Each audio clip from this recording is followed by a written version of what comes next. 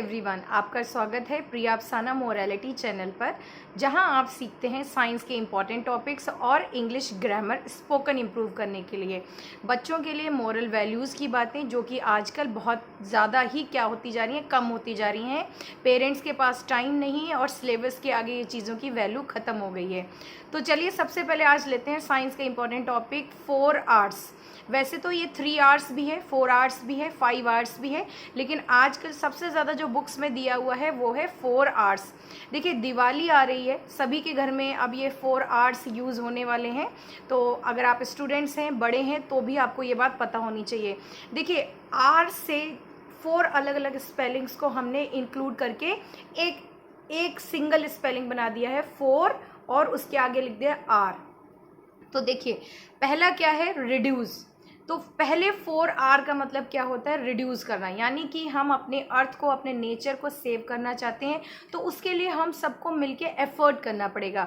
तो रिड्यूस का मतलब क्या होता है, आप वही चीज़ परचेज करें, वही चीज़ अपने घर में लाएं या अपनी लाइफ में लाएं जिसकी रिक्वायर्ड है। तो आपने क्या कर दिया, अनवांटेड चीज़ों को ख़त्म कर दिया, कम कर दिया। तो आपने पोल्यूशन भी क्या कर दिया, रिड्यूस कर दिया। फॉर एग्जाम्पल अगर आपके फैमिली मेम्बर 4 हैं या 5 हैं तो अननेसेसरी आप बहुत सारी चेयर्स बाय कर लेते हैं प्लास्टिक की। चलिए गेस्ट आते हैं बट अननेसेसरी अगर रखी हुई हैं तो मत खरीदें। इसी तरीके से और भी बहुत सारी चीज़ें होती हैं जो हम अपने घरों में अननेसेसरी बाय कर लेते हैं या ले आते हैं।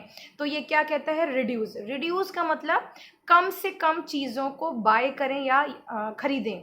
सेकेंड है रीयूज। देखिए दिवाली आ रही है, बहुत से लोगों को सिर्फ ये मिथ होता है कि चलिए नए नए कर्टन खरीद लेते हैं, न्यू यूटेंसिल्स बाय कर लेते हैं, दिवाली है तो ये वी अंडरस्टैंड फेस्टिवल है, बट अगर कोई चीज़ अभी सही कंडीशन में है तो आप उसको वॉश करके दोबारा से यूज़ कर सकते हैं। तो रीयूज़ का मतलब क्या होता है, किसी चीज़ को दोबारा यूज़ करना। या तो आप देखिए थोड़ा पुण्य भी कमा सकते हैं अगर बहुत सी ऐसी चीज़ें हैं आपके घर में यूजेबल हैं, आपके लिए वो यूजेबल नहीं रही हैं, लेकिन आप किसी और को दे सकते हैं, किसी गरीब इंसान को दे सकते हैं, अपने मेड को दे सकते हैं। बहुत सारे ऐसे प्लास्टिक ग्लास होते हैं, बहुत सारी ऐसी चीज़ें होती हैं जो कि ठीक है, तो वो आप अपने मेड को दे सकते हैं।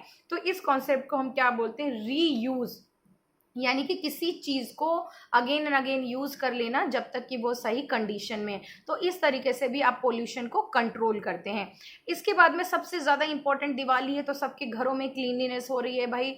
बहुत बड़ा फेस्टिवल है हिंदुओं का, तो हिंदू ही बोलेंगे because India is a dominant country और यहाँ पे दिवाली ऐसा फेस्टिवल है जिसमें सभी रिलीजन के लोग पार्टिसिपेट करते हैं। लेकिन बेसिकली हिंदू लोग की श्रद्धा बहुत ज़्यादा होती है, वो अपने सभी घरों को क्लीन करते हैं। तो क्लीनिंग के टाइम में छोटी छोटी प्लास्टिक की चीज़ें, कांच की चीज़ें, मेटल की चीज़ें जो कि जल्दी से सॉइल में मिक्स नहीं होती हैं, यानी कि वो क्या होती हैं, नॉन रिसाइकेबल होती हैं जल्दी से।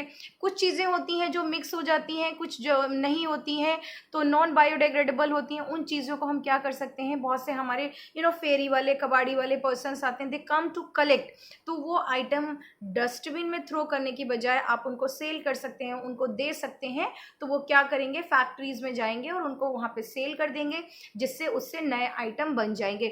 बहुत से ऐसी प्लास्टिक होती है, ग्लासेस होती हैं, कांच होती हैं जो कि रिसाइकल ईजिली हो जाती हैं, कुछ नहीं होती हैं। जो नहीं होती हैं तो वो उनका काम होता है फर्दर वो उनको अलग अलग चीज़ों में डिवाइड कर देते हैं। लेकिन हमने क्या करना है, चीज़ों को डस्टबिन में नहीं फेंकना है। जैसे टूथपेस्ट की कैप हो गई, टूथपेस्ट का कवर हो गया, इवन परफ्यूम की बॉटल्स हो गई, टूथ ब्रशेज हो गए, आपके किचन में अगर नाइफ खराब हो गए तो आप नाइफ भी ऐसे ही फेंक देते हैं, ब्लेड हो गई, मेडिसिन के रैपर्स हो गए। तो स्मॉल स्मॉल जो प्लास्टिक का वेस्ट होता है वो जनरेट होता है दिवाली पे, तो ये बहुत सारा होता है आपके घर में।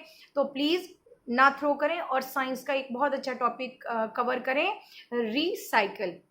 नेक्स्ट आता है रिकवर करना, यानी कि आपको बहुत सी ऐसी चीज़ें हैं जो being a good human recover करनी चाहिए। कम से कम एटलीस्ट ये 3 चीज़ें, यानी कि रिड्यूस, रीयूज, रिसाइकल, इन तीनों को कवर कर लें। इको फ्रेंडली वे से लाइफ अगर आप यूज़ करेंगे तो एक बहुत ही अच्छे ह्यूमन होंगे।